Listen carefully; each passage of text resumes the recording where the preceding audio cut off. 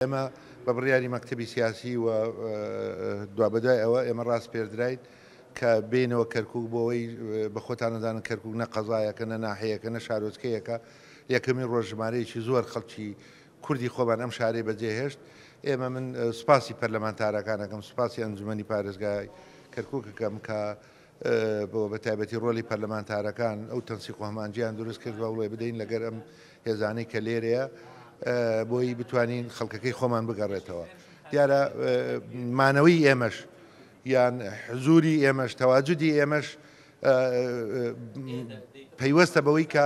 ئیتمینانێک دڵنەواییەک شتێک بدەینە خەڵکی کەرکووک بۆی بتوانین لە باتیەوەی خەڵکەکانمان لە بن خێمە و لەم شوێن و لەو شوێن بکەوێ بۆی بێنەوە کەرکووک و خۆڕاگری خۆیان بسەلمێنن. ئەمە دۆخێکە بە فترێکی زەمانی تێدەپەڕێ، بەڵام گرینگە کە ئێمە خەڵکی شاری کەرکووک خۆشەویست ئێمە لە شەڕی تیرۆریستانی داعش هەموو هەوڵ بە یەکماندا بۆی ئەم شارە نەکەوێتە دەست تیرۆریستانی داعش ومانەوەی ئێمەش لێرە جارێکیکە لەگەر هەواڵەکانمان بۆی بتوانین بە شێوازێک بێت کە بەڕاستی دڵنەوایی بدەینە خەڵک و من پێم وایە لەو ڕۆژیشەوە خەڵک متابعی ئێمە و حیزبە کوردستانیەکانی دیکەشەکە بەڕاستی مەسەلە من پێم وایە بەس پارتی دیموکراتی کوردستان نەگەڕاوەتەوە ناسەرجەم حیزبە کوردستانیەکان لە یەکەمی ڕۆژەوە لە دوای ئەوەشەوە گەڕاونەتەوە و